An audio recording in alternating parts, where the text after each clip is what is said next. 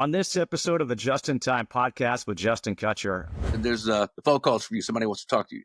It's all right. I got to go shoot. Who is this? I think you want to take this. I get on the phone. Hello, Marcus. It's Coach Witten. Did you watch the game? I'm like, yeah, Coach. Well, we'd like for you to be a part of this next year. You think you'd like to be a part of this? I was like, yes. And Bill gets into the jacuzzi like butt. Just red everywhere, just pale and red and 7 feet and skinny and pasty and all that. Kent kind of mentioned that in the papers that morning of the game, and Kareem read it. Kent elbowed him. Kareem socked him in the side of the head, knocked him out. That start kind of messed with him, I think, and stayed with him throughout his career. Giannis stops me and he's like, it's old school. I looked up your stats. You were not a very good three-point shooter. You shot like 18%. What was up with that? Back in my day, it was all about getting closer to the basket. The greatest sports moments happen in seconds, but the stories behind them are timeless. Dive into the mind of the icons who live those moments. No filters, just authentic conversations about the moments that define careers. I'm Justin Kutcher, and this is the Just in Time podcast. Welcome to another edition of the Just in Time podcast with Justin Kutcher. I'm joined now by a guy who is a 5-time NBA All-Star. He's a broadcaster for the Milwaukee Bucks. In fact, he is the original MJ, so much so that Michael Jordan had his poster up in his dorm room. That, of course, is my original Fox Sports basketball analyst, Marques Johnson. Marcus, awesome to have you here. Thanks for joining me. Yeah, my pleasure, man. Everything's good, man. I appreciate the invite. Well, first things first, how's the golf game? Nasty, really nasty. I played yesterday, a little yesterday. When did I play really well? I played Friday, but I'm having a good time, man. It's, the older I get, the less yardage I get on my drive. So I've had to go down a club or up a club or whatever the lingo is. But I've I got my little fancy little golf watch here, Justin. So, Nice. So I'm 144 yards. Yeah, that's an 8-iron normally. So now I got to go down to 7 and then maybe a 6. I don't know. But so it's a challenge, but I love it, man. I love being out there, and it's a great game. How about you? How you playing? I remember you had a wrist thing going on like years ago that had you down for a minute, but you're back at it in full swing now. Good memory, man. Yeah. My game was in disarray for a while, and then all of a sudden something clicked. I had my career low about a month ago. So Okay. Feeling okay. I don't want to jinx it, but I'm hoping that I'm making steps in the right direction. That's for sure. That's the crazy thing about golf. I mean, like Friday, I played with a good friend of mine, Bob Webb. We played this real basic course, Woodley Lakes out in the valley here in Los Angeles. And I can usually shoot, high 80s, anytime I break 90 is a good day for me. And so, but I just knew coming out, I felt good. I got a couple of practice rounds in the course of the weeks. I was ready to just smash the course record, shoot about an 83 or 84, man. And I'm missing 5 and 6 foot putts left and right. I'm scalding. I'm just doing all the stuff you're not supposed to do. I wound up shooting like a 94, I think. I beat Bob by 1 stroke, but it wasn't my best outing, but that's golf. It is. And we could talk more about golf. I also want to talk, obviously, about your basketball career and your basketball journey, because that's the reason for this podcast, just storytelling, going back and thinking about different times. And for me, just thinking about you, I think most people, when they think of Marques Johnson, they think right away to UCLA. And you grew up, you moved to the LA area, you grew up in LA, you go to UCLA. John Wooden is the head coach. How does he recruit you? I think I recruited him. No. Well, what's interesting, and I do some writings for TV and films too. And so we're working. My partner and I, Todd Wasserman, we're working on a screenplay called The Last All-American, a pilot kind of for a TV series. And so we're really digging deep into the old John Wooden stuff, and in that deep dive, it reminded me that when I was at Crenshaw in 1973, Tarkanian was at Long Beach State. And Long Beach State had UCLA on the ropes a couple of times in the NCAA tournament. Tark swears that the refs were bought and paid off, and that I think they were up like 9 with about 3 minutes left and wound up losing the game. Some questionable foul calls down the stretch against the Sidney Wicks Curtis Road teams. But Tark was the guy. And so Tark was at Long Beach State, man. He brought me out to Long Beach State for a weekend, told me to bring a couple of buddies. So myself and a guy named Robert Smith, great point guard out of Crenshaw High School, came with me. And another Crenshaw teammate Gary Martin, whose son Mark Martin was a center for the San Francisco 49ers. I coached Mark Wow. JV basketball at Crenshaw when he was at Crenshaw. But anyway, so we got there to play 3-on-3. Jeep Kelly, the number one guard in high school from Shenley High School in Pittsburgh, same school that produced Maurice Lucas. I think they played together when Jeep was a freshman or sophomore and Maurice was a senior. So he was the number one guard. Tark's recruiting him. So Robert Smith just busted his behind up and down the floor. Robert wound up getting a scholarship to UNLV. Tark was at Long Beach State at the time, but Tark loved him, stashed him in junior college, Arizona Western for a year, and then brought him on. He was a starting point guard, all-time leader in assists at Long Beach State, leader in free throw percentage, NCAA 95, 96%. Just a really, really smart, versatile point guard. So anyway, Tark was my guy. So I, because I didn't really know if I was good enough to play at UCLA. So I'm growing up watching them play Friday and Saturday nights with the great Dick Enberg. Was their play-by-play guy, and the games were on tape delay, so you're able to watch them at 11 p.m. after the game had ended earlier that evening. And so I just didn't know if I could play at UCLA. I came into my own as a senior at Crenshaw, averaged 27 and 15, 16 rebounds, and Coach Wooden was sitting in the stands for the city championship watching us play. And so I felt like didn't know if he wanted me. I was 6'5", 6'5.5", a center.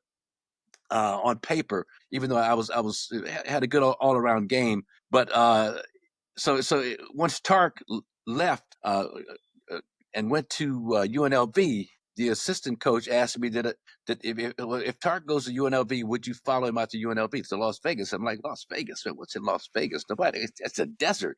No. No. If he stays at Long Beach State, he's got a shot. But so that kind of opened things up.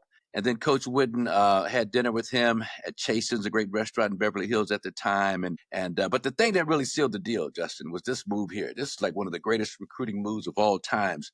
I'm sitting at home with my father watching the 73 championship game, Memphis State, Larry Keenan, Ronnie Big Cat Robinson, Larry Finch, Gene Bartow's the coach. They're playing UCLA. Bill Walton goes 21 for 22. Lee has 16 assists, all that stuff. So it's just a great, great performance by the Bruins, just flawless by UCLA. I swear, man, no less than 10 minutes after that game had ended. May have been sooner, may have been 5, but I'll say 10 minutes. The phone rings in my den. My dad answers the phone, and I'm getting ready to go outside and shoot. I'm all hyped up. I just watched the Bruins win a championship. I've got to go out there and do my Jamal Wilkes imitation and try and shoot like Keith Wilkes. And my dad says, Papa, stop it. That's what he called me. There's the phone calls for you. Somebody wants to talk to you. All right. I got to go shoot. Who is this? I think you want to take this. I get on the phone. Hello, Marcus. It's Coach Wooden. Did you watch the game, Marcus? I'm like, yeah, Coach. Well, Marcus, we'd like for you to be a part of this next year. Would you like to be a part of this next year, Marcus? You think you'd like to be a part of this? I was like, yes. Again, one of the greatest. Now, looking back, hindsight, it didn't dawn on me until like 40 years later that I'm sure my dad and Frank Arnold, the recruiting coordinator, had probably had it set up. So if we win the game, Jeff, I'm going to call your son. Coach will give him a call and just make sure he's available. And so, but that was the greatest, one of the greatest recruiting moves that I've ever heard of. And man, that just sealed the deal right there. So then I got to UCLA and so anyway, next question. That's the recruiting story. That's unbelievable. So, okay. Did you go out and shoot hoops after? Yeah, and I was so high on cloud 9, I was dropping the ball down in the basket as opposed to shooting up. I'm just floating. I'm up in the ethers, man. I'm just dropping it. Oh man, Coach Wood just called me. Coach Wood just talked. It was like, it just blew me away. To be able to have a conversation with him when I'm on this incredible high because I've just watched Bill Walton and this great Bruin team and my mind was kind of working like, well, maybe I could, maybe I'm, let me go work on my game just in case, but I think maybe I could play with these guys. And then once he called and asked me personally that I want to be a part of it, it's like, hey man, how can I say no to that? I can imagine you threw down some pretty impressive dunks in that practice session right after that phone call. That'd be awesome. Yeah. And again, backyard all by myself, but yeah, I went out there and the impressive dunks. So the roof at my parents' home in South Central Los Angeles, but the real nice section of South Central. I say South Central, but like it's one of the highest per capita incomes for a primarily black neighborhood in the country called Windsor Hills View Park. I mean, when we moved there from deep in South Central, My first week or so on the playground after school, I'm playing quarterback, and my right end is Ray Charles Jr. and my left end is Ike Turner Jr. So this is the kind of people that lived in this neighborhood and I still live here today. As a matter of fact, I'm still right in the same neighborhood, third or fourth house in since that family home initially. But that family home had a shingled, slanted slope roof, and I would throw the lob pass the basketball off the slant, so it bounced just perfectly in front of the rim, and I go up there, man, and that's why I think I became such a good dunker off of live passes because I had that roof in the. That's incredible. Marques, you mentioned while watching that national championship game, you want to go out and kind of be Jamal Wilkes. Well, after you say yes to Coach Wooden, you join Jamal Wilkes on the team and Bill Walton the very next year. So what is that like when you're trying to emulate a player and now you're teammates with that guy? Well, first, Justin, it wouldn't be wise to try and emulate the shooting form of Jamal Wilkes. Just it was the craziest, wackiest looking shot all behind his head, and coaches tried to change it, but he just made him so consistent that Coach Wooden was like, "Hey, leave it alone." His assistant coaches wanted to change that shot, but he was like, "Leave it alone." He's knocking down 80% of the open jumpers he shoots. So, but so for me, that first week of practice was brutal because here I am, 17 years old, fresh out of Crenshaw High School, and playing against a team that hadn't lost a game in 2 years. They were like 60-0. Bill and Jamal's sophomore and junior years. Freshmen couldn't play at that time. And so the first week of practice, Jamal is guarding me, and he is D'ing me up. And, he got this kind of look on him. He'd do his mouth like this, eyes get big, and wouldn't let me catch the ball or block my shot. And everything he didn't block, if I got by him, Bill Walton was on the back line blocking everything and talking trash to me. Get that Crenshaw crap out of here. This is UCLA. This is not It's not high school. I don't know where you think you are. Just intense. And so I wound up. The true story, calling home after about the third or fourth day of practice. And mind you, I said earlier, I didn't know if I was good enough to play at UCLA. And I think I was about their highest rated recruit. Richard Washington was number one, 6'10", 6'11", had him listed at 7 feet, but 6'10" out of Portland. He was the number one player in the country. He was there. Gavin Smith, even though I was City Player of the Year, he got invited to the Dapper Dan All-Star game. Back in Pittsburgh, and so back in Pittsburgh, and so Gavin. So he was a number 2 recruit. Jimmy Spillane. He was a 5'11" white kid out of Palos Verdes Estates, but a 25-foot long jumper. And Coach Wooden loved him because he was just so athletic and could shoot the ball. So he was 3. I was like 4. 5th was Wilbert O'Lindy out of Helix High School in San Diego, where Bill went to school. So my confidence wasn't sky high at that time, Justin. And so when that happened, I called home to my parents. After about that third day, Jamal's locking me up. Bill is blocking every shot I take. I can't score at all. So I call home crying and just boo-hooing like a little baby. My mother answered the phone. I'm crying, and she's just, I'm a mama's boy and a daddy's boy. But my mama's just like, "What's wrong? What's wrong? Jeff, something wrong with this boy. Get on the phone." So I'm just crying, not just a deep, guttural. So I mean, it was that deep, man. It's not funny, man. It's funny now, but then so my dad gets on the phone and said, "What's going on, Papa? Stop it! What's going on? What's happening? What's going on with you?" I was like, "I told you guys." I couldn't play at UCLA. I should have gone to UC Santa Barbara with Tex and Ennis, all my old friends from Dorsey High School, where I started out from middle school, Audubon Middle School. And so my dad was like, "Well, what's going on? What's happening?" I said, Jamal, Keith Wilkes' dad, I mean, I can't score against him. And if I get by him, then Bill Walton's blocking everything that I shoot inside. He said, "Keith Wilkes and Bill Walton are the 2 best defensive players in the country. You'll be fine. You'll be fine." And it turned out okay. I mean, after, I don't know, like mid part of January, I played well, got a lot of time as a freshman early, but then by January, I started the rematch game against Notre Dame. They had beaten us in South Bend January 17th, ended our 88-game win streak. I didn't get a lot of action in that game, hardly any at all. We had an 11-point lead with like a minute and 40 or 50 seconds. It's still the hardest thing to watch for me. One of the hardest things to watch, that meltdown. But the following weekend, nobody remembers this because Notre Dame ended the 88-game win streak, and Digger Phelps was feeling himself so much. That was Adrian Dantley, John Shoemate, Gary Brokaw, Dwight Clay hit a big shot. I mean, had some really good players. But then the next weekend, as a 17-year-old freshman, we're in the locker room and coaches writing out who's going to match up with who defensively. And so, Dave, you've got Adrian Dantley. He's a post-up guy. Just be big, blah, blah, blah. Bill, you got Shoemate. Keep him off the boards. Marcus, you got Gary Brokaw. Make sure you stay. And I'm like, wow. And so that's the first hint that I was going to start national TV, 17 years old against Notre Dame. And I think I went out and had like 16 to 17 points, about 7 rebounds, and played a really, really solid game. Started another 7 or 8 games that freshman season, and I looked at the numbers as I'm apt to do, but I think I averaged like 12-7 for the 7 or 8 games that I started. But the upperclassmen, some of their parents were a little perturbed that their sons were trying to become NBA players, were losing time to this freshman. So I wound up getting pulled. And when I got pulled from the lineup, Wooden was cool though. He called my dad Johnson up. He said, Jeff, this is John Wooden. I just want you to know that for the rest of the season and in the NCAA tournament, I'm going to go with my upperclassmen. And my dad, he's like a stoic Louisiana dude. He was like, hey, it's your team. You do what you want to do with your team, but you're going to lose with your upperclassmen. Wow. You're going to lose with your upperclassmen. Your team, do what you want to do with it, but you're going to lose with your upperclassmen. But that was my freshman year. But a lot of great memories. Wow. So your dad, first of all, he hands you the phone when John Wooden calls. Yes, indeed. And then he tells John Wooden, I respect your move, but Yeah. you're going to lose with that move. No, my dad didn't pull any punches, and he was my biggest fan. And the belief that he had in me, Justin, was just incredible. Well, and it's like me with my sons, but he showed me the game. He taught me the game. He was a high school coach in Louisiana.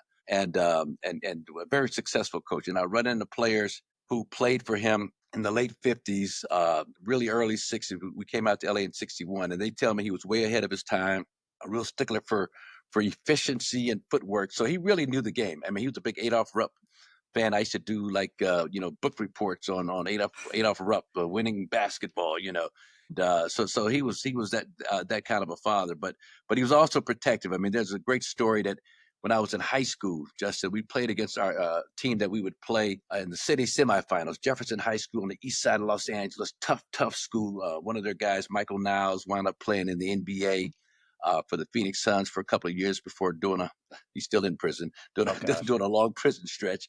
And Michael and I actually played at Sportsman's Park together as youngster. My dad had coached him in middle school at John Mayer Middle School. So we're playing Jefferson High School, and it's a summer league game, meaningless summer league game, but it's a championship for the Trade Tech Summer League. So it's a big game for us.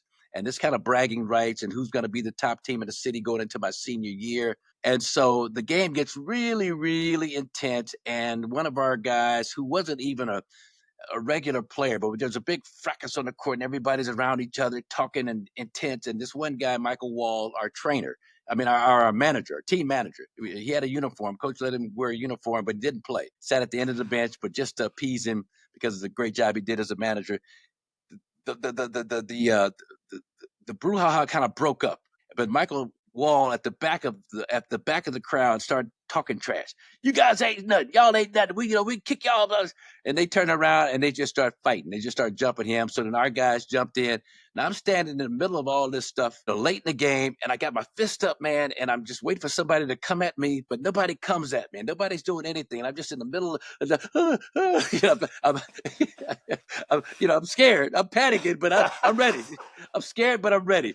But everybody's throwing fists and they're throwing chairs. Michael Niles hit one of our guys, Lonnie Adams, over the head with a chair, gave him about 20 stitches. But anyway, so nobody touched me. And so I've often wondered how I got away from that without being touched. And so my dad was there.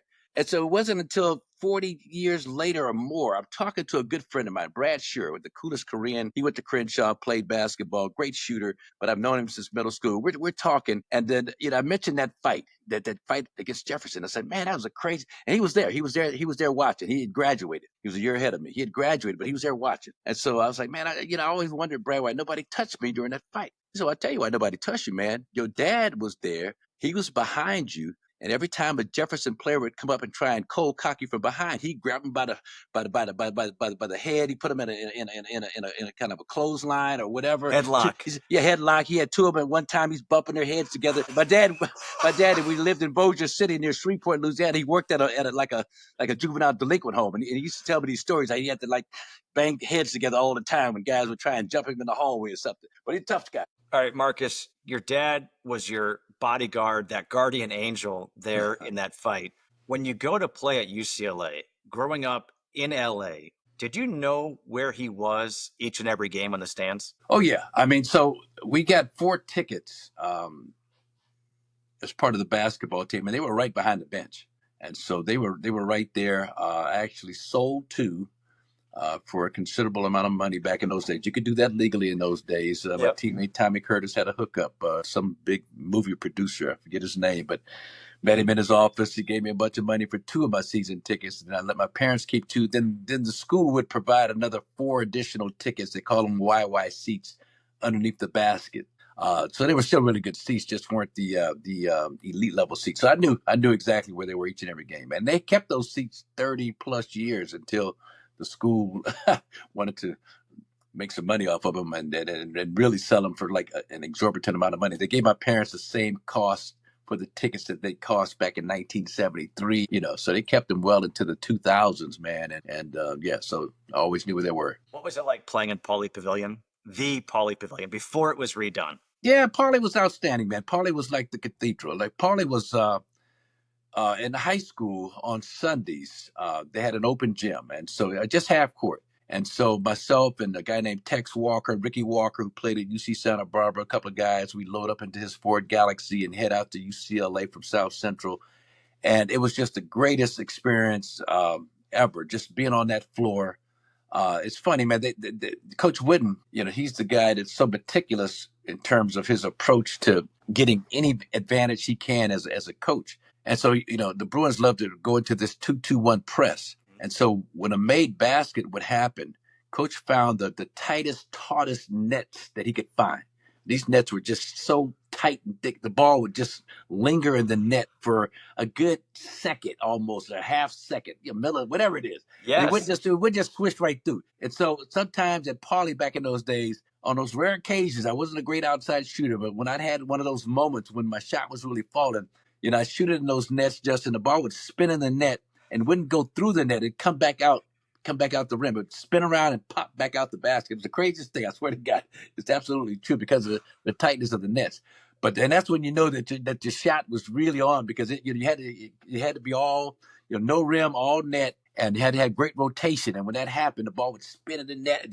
It would shoot it back out the top of the net. But no, it was and so this is 1973, and people don't recall this like I do, but this is right at the advent of the Black Power movement and Black awareness and Black consciousness movement and afros and just all the identity stuff that we were going through as African Americans. But UCLA, we actually had a song girl crew comprised of white cheerleaders. Then we had our all Black cheerleading crew. Wow. So the song girls would come out and you say, L, and then the Black girls come out, Ugawa, Ugawa. It was Evelyn, I forget her last name. There was 2 or 3 girls, Linda Tucson. I mean, a bunch of pretty young Black girls. They come out in red, black, and green armbands and the UCLA cheerleading outfit, but they get out there and put on the shows. And then the crowds, man, were electric because this was the heyday. And so this is the best show in town, 12,000 plus sellouts every single night. Students would camp out the night before games to try and get the best seats in the student sections. The energy level was palpable in there. And the fact that we had this outstanding product that Coach Wooden was able to put on the floor, man, just made it a special time in basketball all around. Yeah. So you said it was you guys with a show in town, and it makes so much sense because if you think about the Lakers, they weren't, the Lakers until really about 1980 or so. Yeah. And so here you are playing at UCLA, and it's Lou Alcindor, and then you've got Bill Walton, then yourself, and so everyone's coming if they want to see great basketball to see the Bruins play. Yeah. No, and what? So you mentioned Lou Alcindor, Kareem Abdul-Jabbar, but Lou Alcindor back in those days. But in between Lou and Bill, had two great LA forwards, Sidney Wicks and Curtis Rowe. And so the student section would be buzzing, the freshman game would be going on, and Coach Wooden would have the basketball team enter at one end of the arena and walk in front of the student sections to the locker room at the other end. And so Sidney Wicks and Curtis Rowe, they'd have these just flamboyant, tailor-made outfits, patchwork jean outfits, pink jumpsuits, but they would strut in front of the student section. The students would just go crazy. And so after they graduated, Coach wouldn't stop that.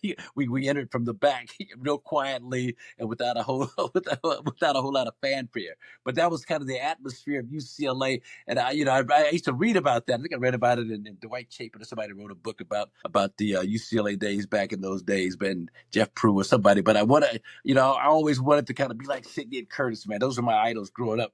Those are the guys I watched on those tape delayed replays at 11 o'clock. And I mean, just some great moments with those two. But I mean, it was the best vibe, basketball vibe that you could ever imagine. And the fact that this team, I don't know the number, maybe in the midst of winning 9 championships in 11 years or something until we lost to North Carolina State my freshman year.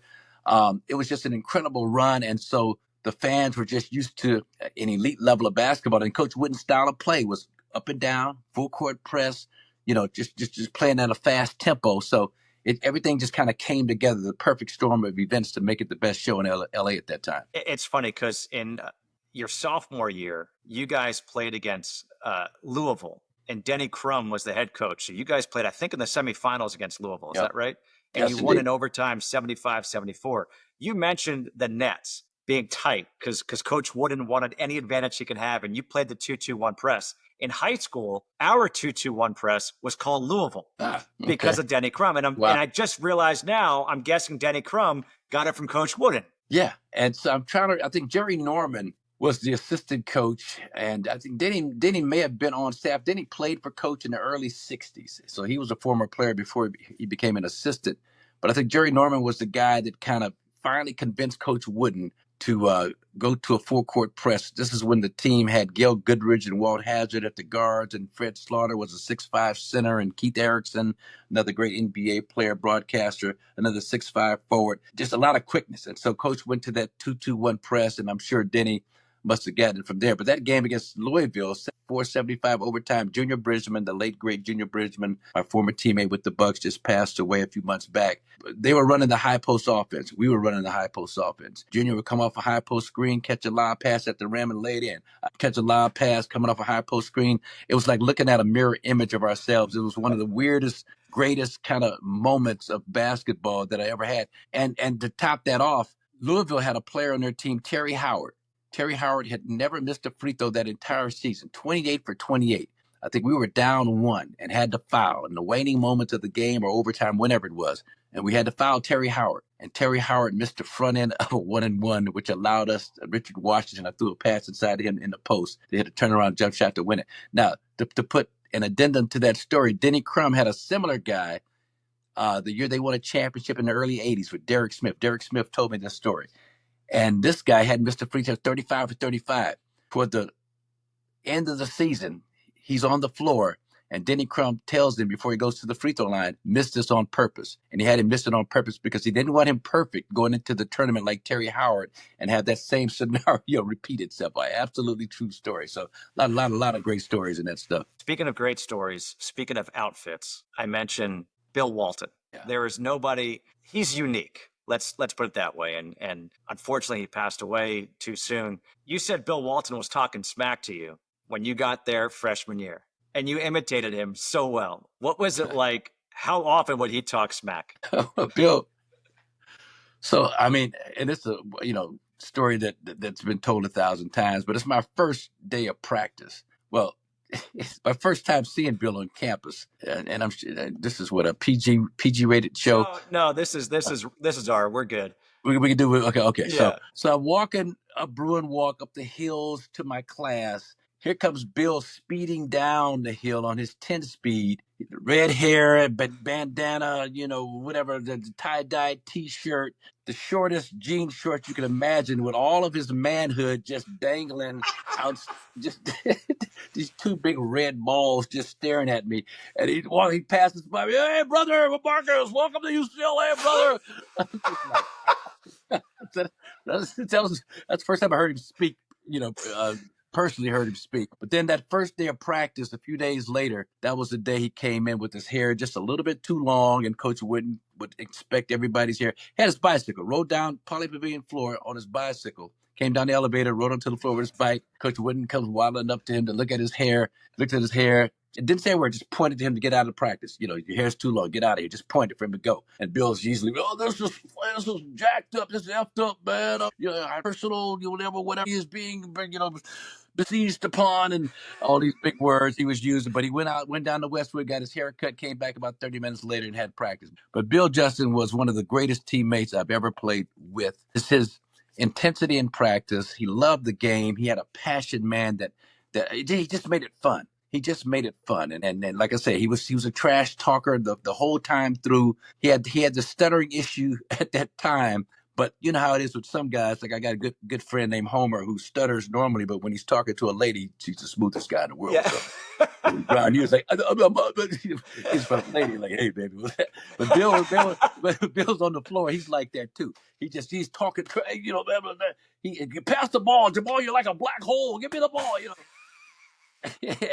but he would just rib guys to no end, and we loved him, man. We loved him so much just because of his passion, but his great sense of humor. Quick story: my freshman year, I had this teammate Richard Washington from Portland, Oregon. So we're taking our trip up to Oregon. We lost both games too, to play Oregon State. In between the games, we're gonna go stay in Portland, where Richard is from. So we're going back to his hometown the first time, and he's talking all this trash on the bus. Yeah, the funky PO, going back to Portland. I'm sure y'all don't know nothing about the funky PO, and so Richard goes back to the bathroom to take a dump, as he often did, and stink up the bus. And Bill sat in the very last seat.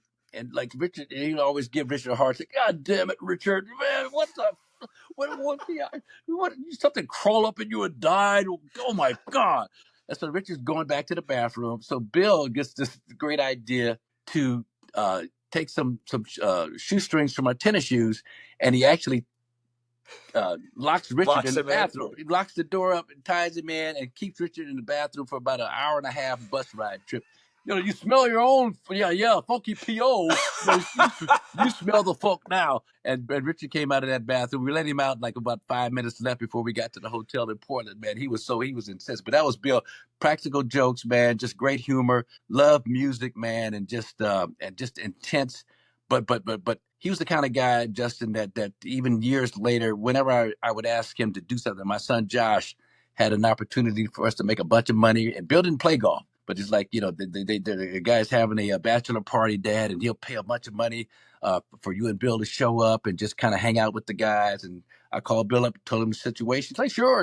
Just give me the dates. Tell me what time I need to be there. He not only came, but he bought a bunch of materials to autograph for everybody. And that was just Bill. That's just how he did that. Every time I've asked him to do an interview on a piece for Coach Wooden that I did, or whatever it is, he would show up. And I do the same thing for him. He picked my brain about the Bucks and other things that he was going to talk about all the time, but he was just that kind of a guy, really, really giving spirit. And if you were a friend of his, there was nothing he wouldn't do for you. That's amazing. It's great to hear about people like that, how special, because you have a perception of them. You might hear stories, but to hear something like that from someone who knows him that well, it's really neat. And then you told me also a story. I believe you guys went to Arizona for a basketball game. Did I tell you that story? I told you that story? Yeah. What exactly happened at the hotel there? Well, it was the Western Regionals, again, my freshman year in 1974 now. So it's in between, you play 2 games, I think, there at the regional. So it may have been in between the games, but, we were all outside by the pool, just relaxing and lounging around. And Bill gets into the jacuzzi like, just red everywhere, just butt. pale and red and 7 feet and skinny and pasty and all that. And he's just butt naked. And Bill doesn't get butt naked, but he just starts fondling himself. He overdoes it. Come on, you guys, take your clothes off, man. Don't shed the encumbrances of society and be free. Come on, brothers, be free. So you're like, no, man, no, Bill. we go to jail. We don't want to go to jail. You can do that.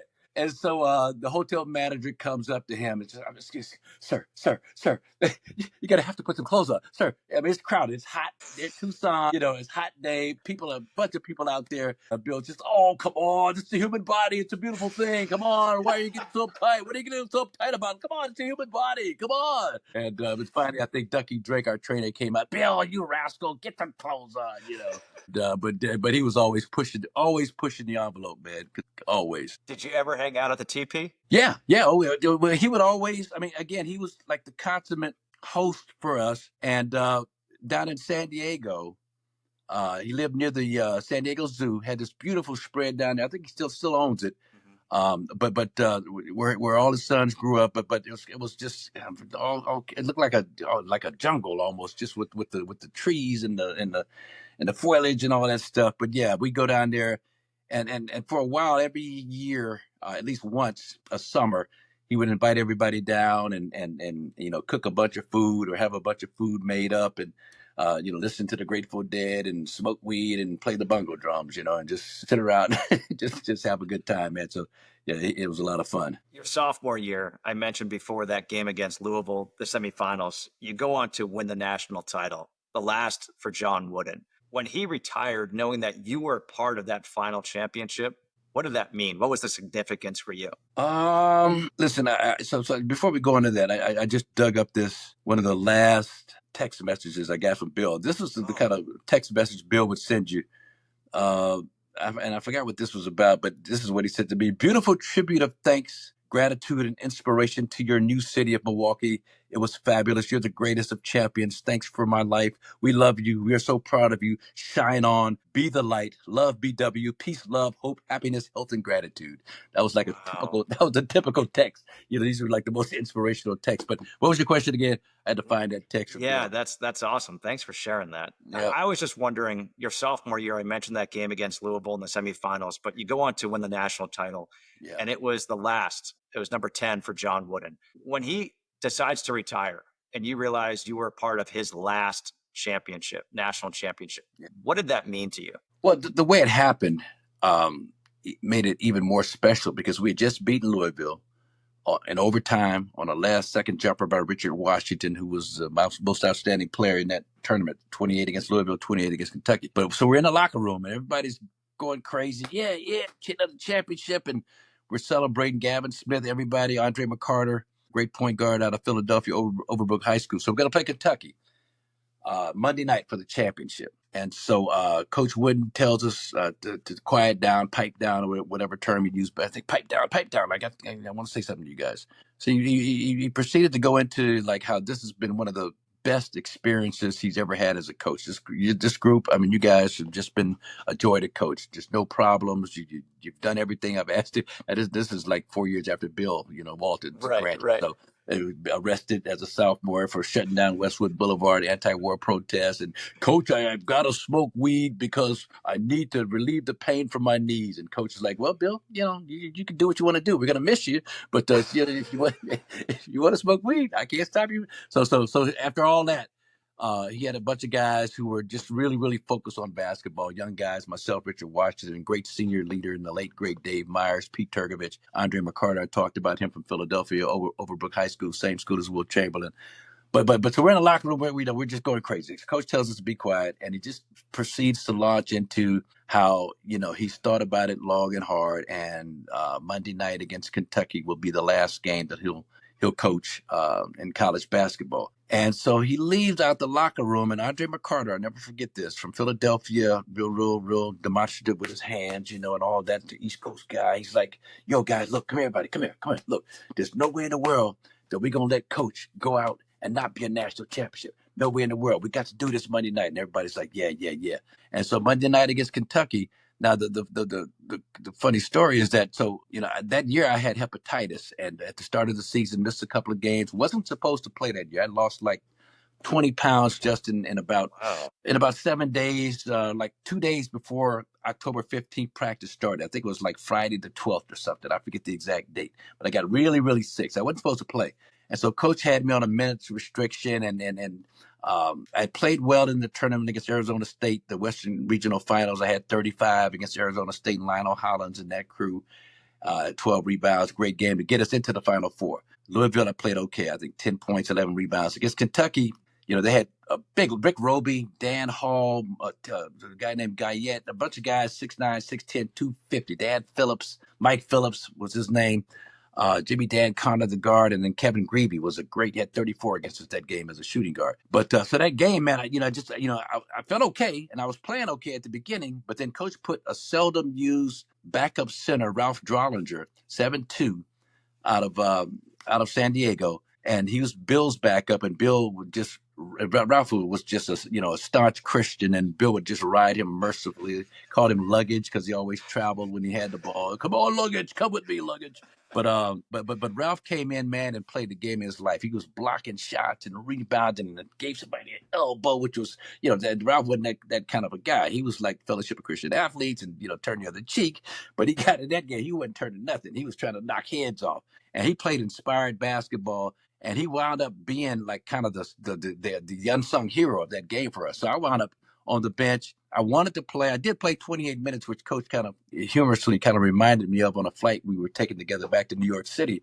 When coach was like, I was like, Coach, I wish I would have played more against Kentucky. He was like, well, Marcus, you played 28 minutes. I said, no. He said, yeah, you played 28 minutes. Coach, I didn't realize I was on the floor that long. He's like, well, you weren't the only one who didn't realize you were on the floor that long because I wasn't doing nothing. You weren't the only one. There. So, so we wound up beating Kentucky, man, and it was just the greatest feeling. Now, again, to put the addendum to that story. So the next morning, Richard Washington, my best friend at the time, my roommate in college, we're having breakfast at the hotel in San Diego. We just come off the championship game the night before we head back to LA on a bus. And coach sits down and joins us. So we're at the hotel, 9 o'clock in the morning. Coach sitting down. And so I'm talking to coach like, Coach, I know you didn't promise us you'd stay 4 years, man, but God, I wish we could, I wish you'd stay one more season. He's like, no, Marcus, I've had enough. And I tell you what, really, really convinced me I was making the right decision because after he won the championship game, this one booster who I really don't like, he's really been riding me for the last 10 years or so, but he came up to me and he said, last year, Johnny, you guys blew it. But this year, we did it, Johnny. We did it. It's like you guys and we. Yep. Said, and just that fair weather kind of fan attitude, the win everything. Coach would always say, Justin, that for coaches that he liked, he would wish they'd win a championship. For coaches that he didn't like, he wants them to win more than one because they'd be expected to do it every single year. And so it's just the pressure of just having to, you can imagine, 10 and 12 years. So every year, and it's drama, it's close games, it's referee calls, it's people rooting against you, it's people thinking you're doing things underhanded to prop your program up. And so he just got enough of it, man. And when he said that, it kind of helped me put things in perspective just in terms of the enormous amount of pressure that he was under constantly. It's wild to think the pressure at that moment that he was under that actually drove him to retire. Yeah. I mean, you're driving the greatest college basketball coach of all time into retirement because people have these unrealistic expectations. Yeah. Man. Well, it happened to Dick Bennett at Wisconsin. I mean, and this is, it wasn't a championship type situation, but and I don't know why this pops into my mind, but that Wisconsin team he had, I think around 2000, that went to the final for Kirk Penny and some big guys, great screen setters for his blocker mover offense that he invented back in the Midwest, back in the day at the UW, wherever he was, Stevens Point or wherever he started out at. But that team played great defense and they kept the score low. And so they scored in the 50s and the media and basketball punditry around the country just ran him out of the game. Like, that's a slow basketball. You're setting basketball back. And my thing was like, man, he's winning. Same thing happened to Ben Holland. It wasn't an exciting brand of basketball at UCLA. It was too defensively oriented, and we need some excitement. So get him out of here and bring in a Steve. So you see things happen like that for coaches. And when you're running these big time, big name, high volume, high earning because the basketball and football programs, as you know, sustain all the minor sports. And it's just an enormous amount of pressure, man, that these guys have to go through. And Coach handled it remarkably well for the years that he was there. But, you know, it just came up. It came point. And the irony for me is that, you know, he was 63 when I was 17. And I looked at him as just being a relic, just ancient, just moves slow and walks slow. I'm 69 now, man. I'm racing my 15-year-old daughter on the track this morning, man. So I'm trying. So it's just you know, it's just interesting when I think about where Coach was and how old I thought he was to me. And now I'm 69, so I can imagine how my daughter looks at me. So, yeah, you know, it's funny. I don't know if you remember this or not, but when we worked together, it was 2012, 2013. It was my first year at Fox. We were doing the Pac-12 games every week. Yep. And we were doing a game at UW, and they had gone, we went to their practice the night before the game, and they went back to watch film. So we start shooting hoops. And I said to you, I was like, Marcus, when was the last time you dunked? And I can tell you the exact date. And I'm like, what? And you said, every year on my birthday, I dunk. Yeah. Because I want to make sure I can still do it. 69, coming up on 70. Can you still do it? You know, that's the plan. My son Josiah got me started. I guess around that time, I was like 53, 54, I think, when we started it. And so every year since that point, and then it was easy. And then going into my 60s, it was a little bit more of a struggle. The last couple of years, it's been tough. I had a hip replacement like 2 years ago. Joe had me dunking on Gil's Arena, at Gilbert Arenas' house in his backyard, as a matter of fact. And my hip was sore, about to fall off. And it took me about, like 20 attempts to finally get where I had to take a break in between. They, it was hot, feed me water and fan me. Get back out there. And I felt like Kunta Kinte, man. But no, I finally got it done. Then had to have my hip replaced like a couple of months later, of that year. But no, but the point is that I work out every day with the goal. It gives me motivation to try and stay in the best shape that I can, and just to inspire. And it's funny. I mean, it's been a lot of other people. Charles O'Bannon, who played at UCLA, is doing a dunk now. I think Kendrick Perkins says he's going to get in shape to do a dunk. So it's really interesting how it's inspired people. I mean, Dominic Wilkins, he's got some viral videos or viral online stuff of him dunking, and he's doing it a lot easier than I could do it. So we'll see, man. We'll see. I got to, I have some advantages. I use a smaller ball. I use it like my daughter's ball, so I can palm it a little easier. Sometimes we got to lower the basket just a little bit. Oh, okay. Just a little. I mean, it's never been lower than like 9, 10, 9, 9, 9, 10. So it still looks like, my son Josiah is the film director. So he's like, no, Dad, that's too low. You got to, can you do this? Can you give me this? Can you give me this? At least give him a 9, 10. I'm like, yeah, let me try. So I've been fortunate to be able to do it, but we have a good time doing it. Yeah, I just remember being there, and I'm like, wait, what? You're still dunking? Oh my God. Yeah. I want to talk about pressure. Your senior year in college, National Player of the Year.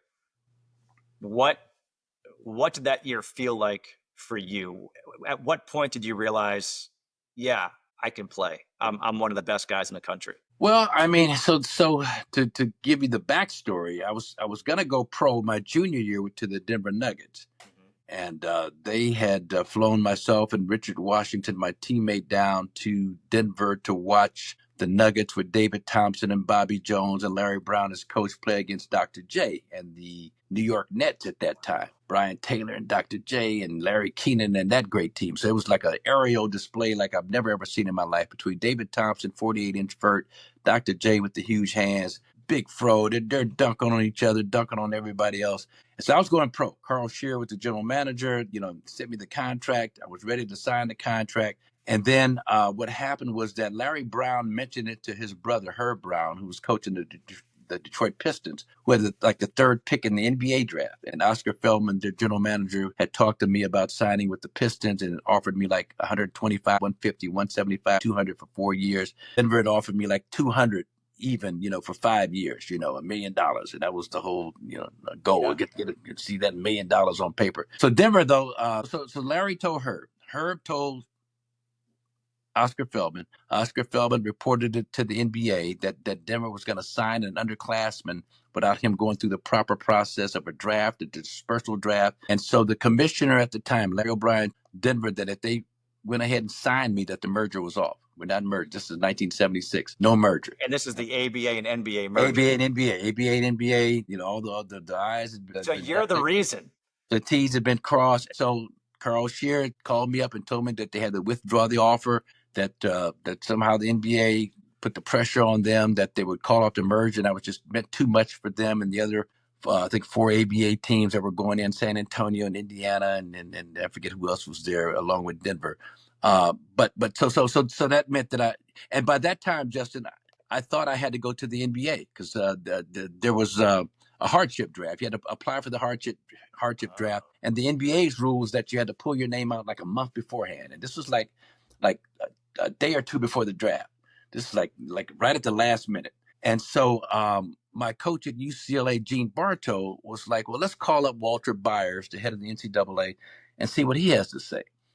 And so, because at first, so backtrack, I call up Oscar Feldman and tell Oscar Feldman that I'm ready to accept their offer of 125, 150, 175, 200 for 4 years. I'll be a Piston. I'll be picked third in the draft. And so Oscar Feldman, knowing that the leverage was gone, he tells me that, well, we can no longer do that amount.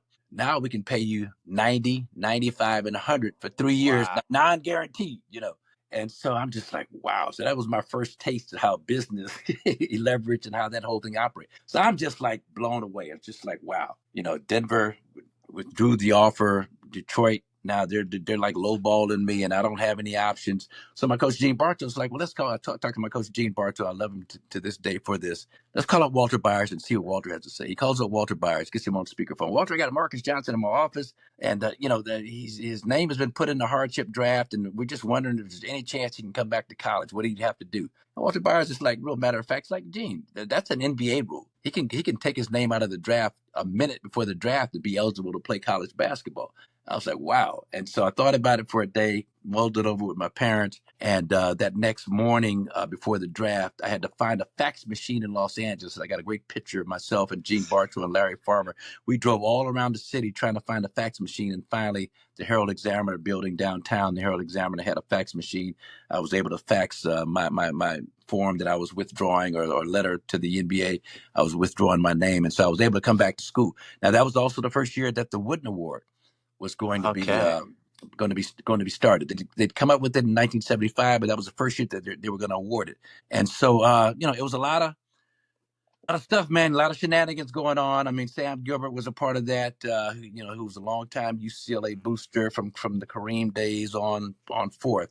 And so he kind of wanted me to go pro, and I don't know. People have said that he may have had something going on with the Pistons, some understanding or something. I don't know, but I just know that he kind of turned on me and kind of started putting out negative things about what I was doing, smoking weed and drugs and this and that and all that. And so so that year, Justin, I was getting and here's the story. I wasn't going to tell the story, but I'm going to tell you the story. I'm playing up at the men's gym out at UCLA, and Walt Hazard comes up to me and says, like, look, man, you should be. I'm killing pros. Man, you should be in the league, man. You don't need to go back to college. It's like, well, look, nothing I can do. I got to pull my name out of the draft. I'm coming back to UCLA. Well, I got a guy in Century City, a lawyer, who can probably make something happen for you.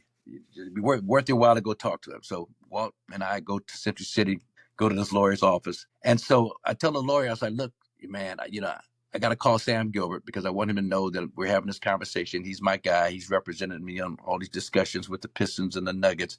I say, sure. So I call up Sam. And so I say, Sam, this Marques. Hey, how you doing, Marques? Yeah, listen, I'm talking to this lawyer in Century City about trying to maybe get into a dispersal draft. And Sam just goes off on me. You effing C sucker, MFer, I never want to talk to you again. Hangs up in my face. I'm like, wow. So after he does that, Justin, 2 minutes later, the phone rings again in this lawyer's office. The lawyer picks up the phone. Hello, Marques, it's for you. I think maybe it's Sam calling back to apologize. I'm like, hello? And so on the other end, it's the most popular sportscaster in LA at the time is on the other end. Say, Marques, this is so-and-so. I've just gotten word that you're conferring with a lawyer, and if you've hired a lawyer to represent you, then you're ineligible to play college basketball. So can you confirm that or not? Oh my gosh. I was like, no, man, I didn't. I have hired nobody. Blah blah blah. DDD, and no, that's not true. So I'm sitting there like, wow. But the capper of the story, and so I meet with the lawyer, whatever. I'm all shook up and everything. So I go back to my apartment, and I lived on Sawtell and Palms, busy street. It's around 5:30, 6 o'clock in the evening, and so I used to park right across the street from my apartment on the end, and I would hop the balcony. It was on the first floor, so I never used I never go around, But so I just hop over the balcony, kept the back door unlocked. All my football player buddies would be in there drinking and smoking weed sometimes when I got home or whatever. It was a party, it was a party place. I park where I normally park, right across in the red, of course, and so I'm getting out the car, and there's traffic whizzing down Sawtell Boulevard, and so I see this black car, long, like a Lincoln or something, sedan or whatever it is, parked down the street. Think nothing of it. So I'm waiting for traffic to kind of die down so I can jaywalk across the street. And this black car starts to come at me, and it's just coming right at me. And I'm pressed up against my blue Volvo, like, okay, I know this guy's going to move over a little bit.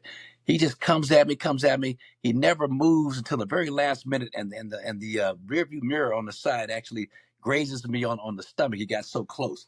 And I'm sitting there, and I go in, I call my mother, and I tell her what happened. And of course, she's like, yeah, that was Sam. And so I find out later that my father, Jeff, that had told Coach Wooden the story about, you're going to lose with your upperclassman, my protector, my guardian angel. Yeah. I find out that he had called Sam Gilbert and told him, like, look, nothing better ever happen to my son, because if it does, I know where you I know where you and yours live. And so it was all that going on. So that was happening. I got crank calls, Justin, 5 and 6 times a week, just all hours of the night. I have to keep my phone off the hook. We're on the road. I get these crazy calls all hours of the night. Just calling me all kind of worthless pieces of crap and drug addict, this, and you're smoking weed. We know what you're doing. Blah blah blah. So I don't know who it was, but so that season, I mean, I had this great season on paper in terms of dealing with the pressure, everything that was going on around me. If you look at my numbers, I averaged like 21.7 and almost 12 rebounds a game, shot 59% from the field. But where did it manifest itself? All that pressure was at the free throw line. Barely shot 60%. I shot on 58. Man, I was a nervous wreck. But I always felt like all that stuff I was going through, I was able to do it in every aspect of the game until I got to that free throw line, and that's when it all came out. But it was a crazy year. But I was able to win the Wooden Award, man, and I won that from dunking. Coach Wooden didn't like the dunk that got brought back into college basketball. 1976-77, 10-year hiatus. Kareem had dunked like crazy his sophomore year, 56 points against USC, his very first game as a basketball player in college. Most of them dunks. So it came back into college basketball, and the guy that I work out with, Malik Abdul Mansour, still a good friend today. I just talked to him a couple of days ago, and he was just like, man, look, people ain't seen a dunk in college for 10 years. That's got to be your calling card, man. You got to go out there and dunk everything. So I wound up dunking, like, I think Louisville, they called them the Doctors of Dunk, with Darrell Griffin and Wesley Cox and that team. They had 60 that season. I had like 63, like, by myself that year, and just, caught everybody's attention. And plus, 22 and 12 is not shabby. So I was able to win the College Player of the Year. So that was always like one of the biggest highlights. We took a family visit to the LA Athletic Club about a month ago. They were celebrating, I don't know, the 50th year of the award when it first came about in 1975. And so it's always been like one of the most special honors I've ever had, just as a basketball player. Wow, that senior year, that's unbelievable. And yeah, thank God there's no social media too. Yeah, no, yeah, though, for a lot of reasons, but yes, indeed. I mean, no, it was crazy, man. It was crazy. And then in later years, Sam Gilbert wound up getting into trouble with the FBI, money laundering, and we didn't know it at the time. No one knew that what kind of connections. You knew he was doing something, but it was he had a gambling club out in Bell, California, the Bicycle Club. That he got indicted for money laundering or something. And the funny story with that is that when the FBI came by his house to serve the arrest warrant, I think his wife Rose answered the phone like, we're here to arrest Sam, money laundering, 30 count to this and that and that. And she's like, oh, Sam died 2 days ago. And they're like, Sam died. Where's the body? She's like, right there in that urn right there. We had him cremated. So we've always What? felt that Sam for years might have been down in Costa Rica somewhere, man, with the drink with the flower in there, just part, Oh But my gosh. yeah. Anyway. That's some wild stuff. So basically from you going from that to the NBA, that was a piece of cake. Like walk in the park, man. So wait, you get drafted third by Milwaukee. Yeah. Did you get the money that you would have gotten had Detroit and Denver thing not fallen through? Close to it. I mean, I was third. Kent Benson was number one. I mean, that was during the time when the racial makeup of the league was skewing more black than white. But just 2 or 3 years prior to that, there were quotas in place in the Midwest cities, Kansas City, Milwaukee, Cleveland. If you look at the rosters from the mid 70s, I mean, you always see these white guys you never heard of. We'll hear of again just to fill up the roster space. So it was always 6 and 6, and then it became 7. Then you can have 7 black guys and 5 white guys, but you always had to have your quota of white players just to just keep to appease the white fan base and the sponsors and all that. So Kent Benson from Indiana, even though he sat out pretty much that most of that season with a back injury, I think Quentin Buckner, my teammate, told Don Nelson, he'd be real careful about Benson because of his injury history and all that. He was taken number 1. Kansas City took Otis Birdsong at number 2. They had a really good, not great, good, solid white forward by the name of Scott Wedman. And they brought in, and my college teammate, Richard Washington, played for Kansas City, the Kings. And they brought Richard in and asked him, how does Marques Johnson compare to Scott Wedman? And Richard said I told him, man, Scott Wedman can't hold his jockstrap. Marques is so much better than Scott Wedman. Are you kidding me? And they wound up, so they had their small forward in place. So they picked Otis Birdsong.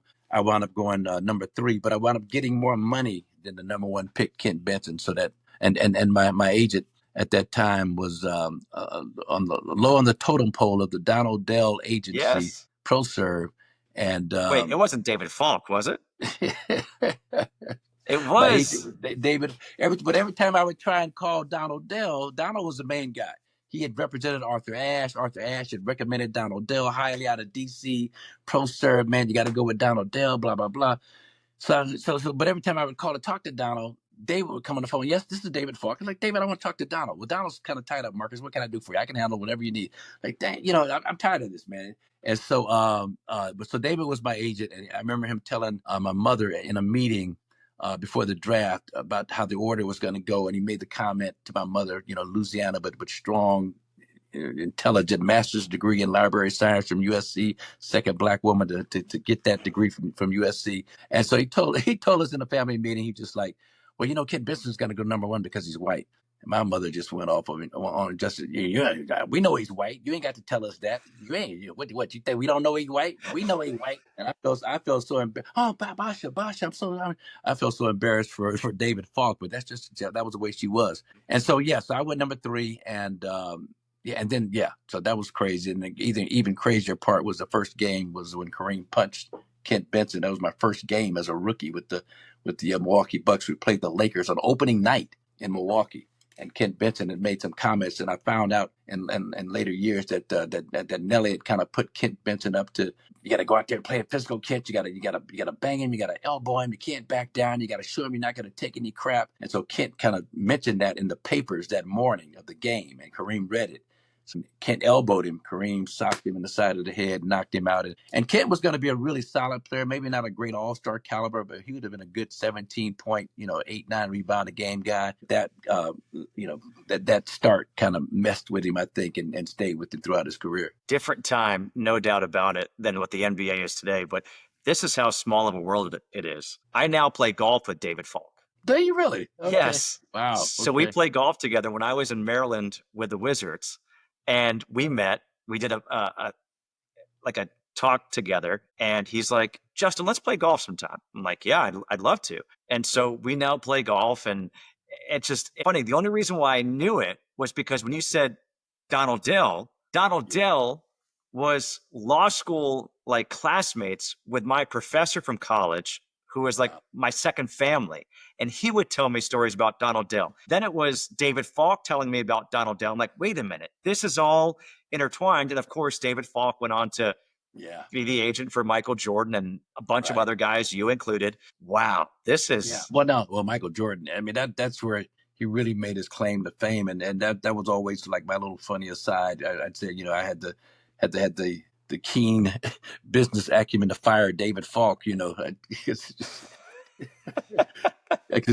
I could never get a hold of Donald Dell. So I just like, and I'm gonna go with, I think Ted Steinberg was a lawyer in L.A. that represented Alex English and Terry Cummings and a bunch of local guys. So just like, I'm a roll with that guy. So yeah. So before we move on, in the NBA, just what stood out for you? Biggest difference from being the big man on campus at UCLA in a huge market to going to the Midwest in Milwaukee, but playing in the NBA.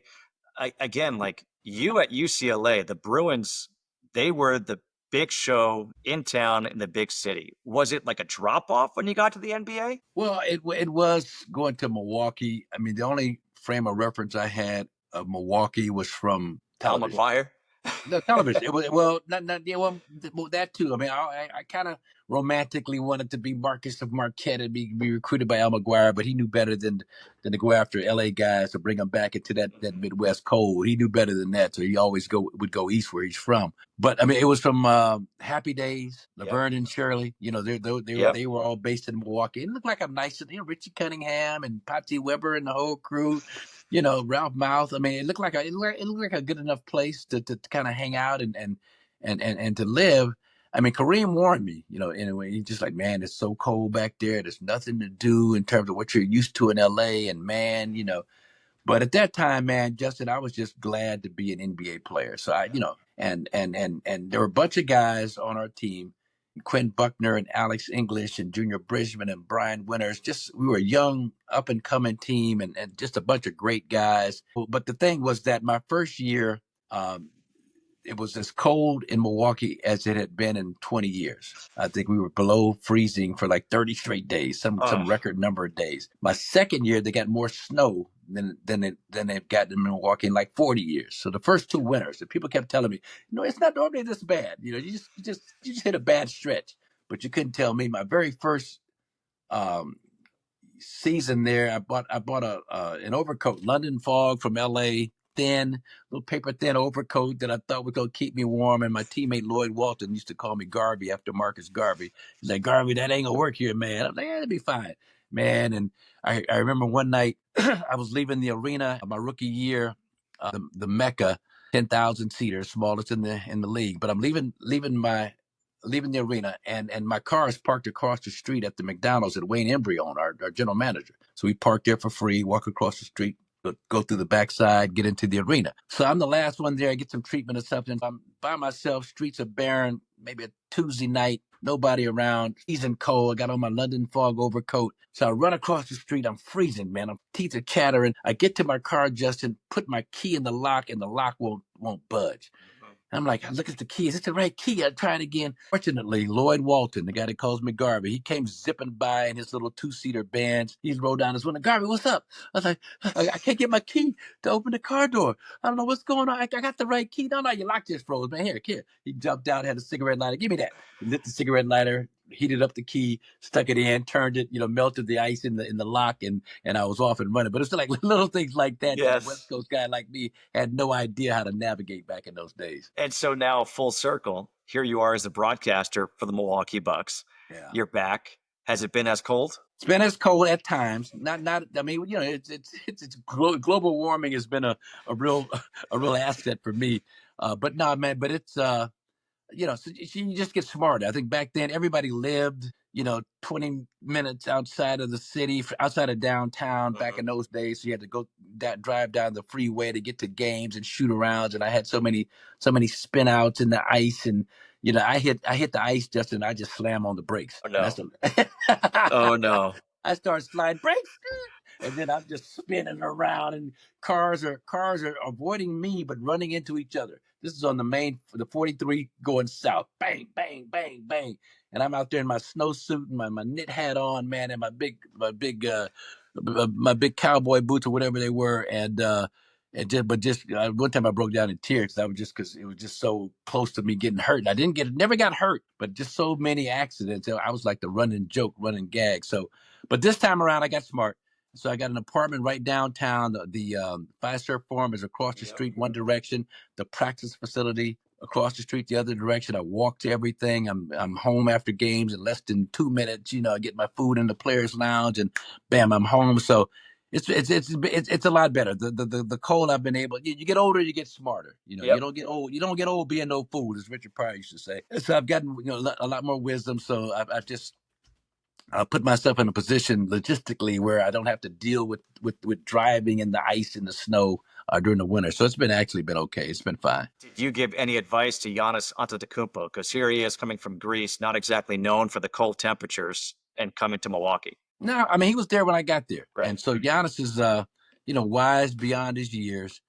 I think the organization, it's a different, as you know, working for the Wizards. I mean, it's just a different approach. Back then, I mean, you're on your own. Just like, hey, you find your place, here's your check. Now go find your. Now they do a great job, player relations, of making sure these guys have everything they need. The new guys that get traded to the Bucks. We've got the building that I live in. The Bucks, I think, own 3 apartment units in that building. So new guys come in town, they stash them right in there. They make sure that private jet travel, so we don't come in contact with any of the fans. So it's a lot more incubated than what it was when I played. So with Giannis, no. To answer your question, we've talked about other things. He's picked my brain up. And the funniest thing was I was walking through the practice facility, going to get my lunch. We got chefs on call 24 hours. This is always great food in the practice. So I'm going to get something to eat, something to snack, a nice salad or something. So as I'm walking through, Giannis is shooting threes. So I go in, I get my stuff, get my food, get my water. I got a big grocery bag of stuff. I'm headed back out. So Giannis stops me and he's like, "It's old school. I looked up your stats. You were not a very good 3-point shooter. You shot like 18%. What was up with that?" I was like, look, man, look. Back in my day, it was all about getting closer to the basket. What about getting as far away as you can, like Steph and these guys shooting these 30-footers? So in my day, it was about getting closer. Now, if we would have practiced 3-point shots like you guys practice them today, trust me, I would have been up around 37, 38%, maybe 40 in a good year. But we had a good laugh about that. So, and I wanted to say to him, man, I bet you I could outshoot you right now. Matter of fact, but he's a good dude, man. I love being around him, man. He's the salt of the earth and just as genuine as they come, and just one of those guys that's real appreciative for everything that he's gotten, man. He's works harder than anybody I've ever been around. And you could see it in his body and in his stamina and everything about him, man. It just exudes class, and it's just been a real honor. I came in, he was 19, turning 20, I think, my first year there, and just to watch him develop and grow and become like one of the top 3 players. Never would have guessed it, Justin. Like, I don't know about you, but 10, 11 years ago, I thought his ceiling, like a great year for him, would be like 18, 19 a game, maybe, 9, 10 rebounds. But man, this dude he just exploded after about his 3rd or 4th year. And it's just been a joy to be around him and to watch that. I agree with you 1,000% on that. I never saw him being the superstar that he is, but watching him, what I love about him is I feel like he could have played for Coach Wooden, his work ethic and his discipline. Do you agree with that? Oh, no, without question, man. It's funny, he's one that kind of keeps everything close to the vest. When I asked him about his conditioning once, I was like, "What do you do to get in such great shape, man?" He said, "I just do a lot of defensive slides."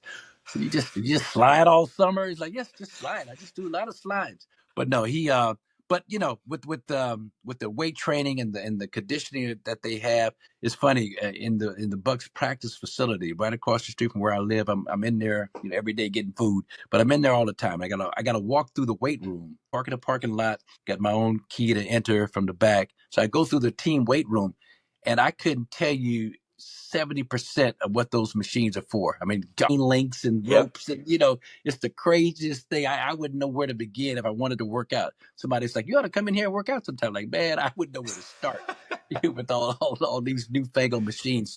But he takes advantage of it. It's the cutest thing watching him. Sometimes I'll come in, he's lifting weight, and his son, one of his kids, will be on the sideline mimicking everything he's doing with some lighter, like plastic weights or something. And a great family guy, but man, he's and he's worked on his game. He's worked on his ball handling, man. He's worked on his shooting, even though and his mid-range jumper, he's shooting career high numbers percentage wise, so he's gotten better. And I think there's even room for more improvement. But Justin, he's one of these guys where you know exactly what he's gonna do. You know he's getting to the basket, put 2-3 guys on him, 2-3 guys in front of him. He's gonna find a way to get it done, man. And leads the league in free throw attempts every single year. One of the tops in getting to the free throw line. So, he's just that immovable force that has again been a pleasure to be around. Yeah, no doubt about it. All right, Marcus, I like to end all my podcasts with a segment called This Just In. And it's just rapid fire questions, and we could kind of expound on them if we want to. Best player you ever had to guard? I'm gonna go with Julius Erving, Dr. J, and I say that, Justin. Just read something online where they talked about he was the best wing in the league, and he couldn't shoot, dribble, defend. That's a bunch of bullshit, man. This dude, he had a knack for knocking down big jumpers. You know what I mean? His form was kind of crazy looking and all that, but he would knock down the big jumpers, and then he could handle the ball in open court, well enough, as good or better, above average. And but he just had this flair about him. And I think the fact that he was just one of my idols since 1972 when I'd watch him playing for the Virginia Squires on the ABA game of the week, came on at 10 a.m. in LA. And I watch it every Saturday. But it was just an honor to play against him, one of the classiest guys I've ever been around. So, yeah.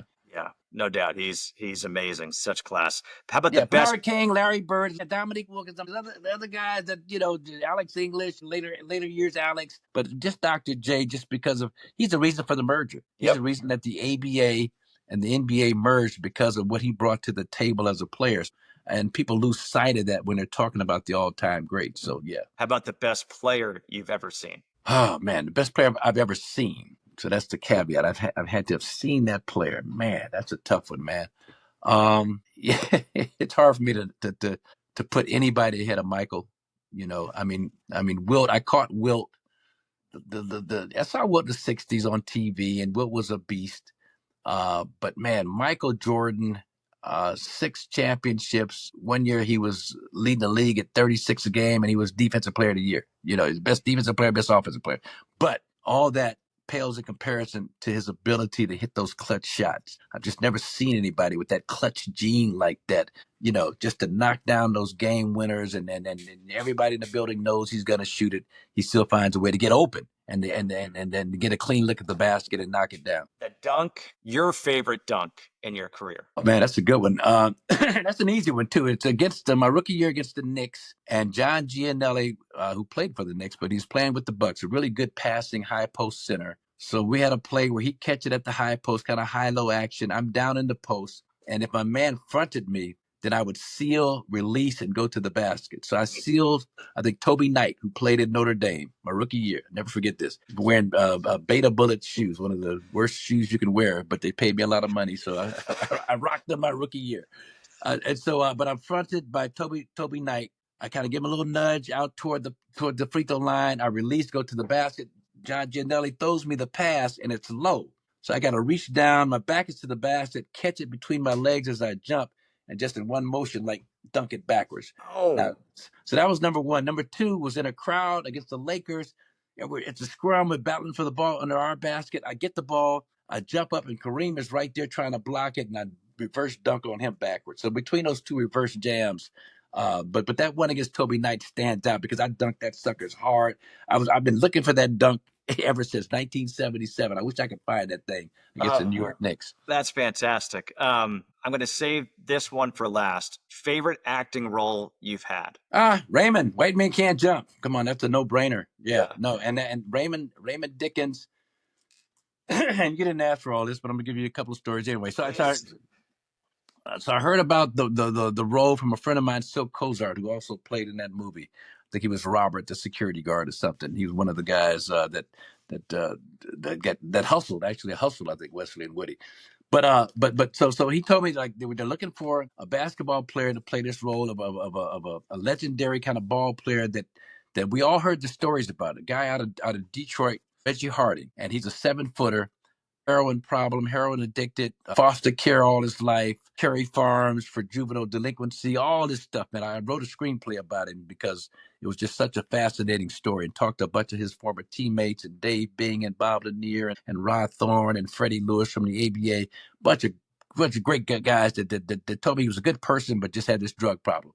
But Reggie went into a local, in the throes of his drug addiction, he went into a local bodega with a gun and a mask on, and he went, "Give me your money." And so the guy behind the counter said, "Reggie, come on, man. It's the third time this week you done robbed me, man. Come on, man. Come on, Reggie." And Reggie allegedly said, "This ain't me. No, this ain't me. This ain't me." But that was a story that they told you when you were a rookie about this guy, Reggie Harding. So I knew, so when Ron Shelton wrote this character and the liquor store scene and the mask, it was like coming full circle. You know what I mean? Just because now the story that I heard as a rookie, here I am in 1989, 1990, getting a chance to immortalize this guy on screen. So that far and away was the favorite role. When I read for the part, I read with Wesley Snipes, Ron Shelton, the writer director, and I practiced this move. I saw it in a movie, the Revenge of J.D. Green or something. But I saw this movie where this guy pulled out this razor so cool and opened it up with one hand. So I knew I had to do that in the audition. So I got my dad's a barber. I got a straight razor, and I worked on that for like a week, just like opening up the razor. So when I read the scene with Wesley Snipes, we had a great read. We're reading. I reached in my pocket. I pull out the razor. I snap it open with one hand. I chase Wesley around the audition room with the razor. Yeah, motherfucker, I'll kill you. What? And so Ron Shelton was like, hold it, stop. You got the part. But next time, leave that damn razor at home. You're gonna kill somebody. We got prop razors for that. Leave that damn thing at home. I was like, yeah, okay, Ron. But yeah, so we had a ball. We had so much fun. And then the other quick story. So Wesley Snipes, Woody was a great ball player for an actor. Really good, solid ball player for an actor. Wesley was a great athlete. Couldn't play a lick. Great actor. Couldn't play a lick. So Woody, my first contact with him, we were playing at the Hollywood Y, and he makes a foul call or something. I'm like, come on, Woody, that's bullshit, man. He's like, what are you doing? You're impugning my integrity? I was like, first of all, I went to Crenshaw. I don't know what impugn means. Secondly, that call was bullshit. He just started laughing. But then Wesley Snipes, we had this training camp for 6 weeks. Dick Baker, who coached at Loyola, he ran the training camp, all the players, 30, 40 guys, extras, whatever you were. You're in the basketball scene, you had to participate from 10 to 12 every day, 5 days a week. And so we ran 3-man weave drills that Wesley could not get a hold of. And if you messed up, you had to run again. So when Wesley would get to the front of the line with you, for me, I would like reach down like, hey man, go ahead of me. You go with Wesley. I got to tie my shoe. Yeah. I got to rub some more analgesic balm on my thigh. My thighs a little. So Wesley finally is like, oh, okay, I see what you motherfuckers are doing. I see what y'all doing. Just give me 2 weeks. And then 2 weeks he was doing it.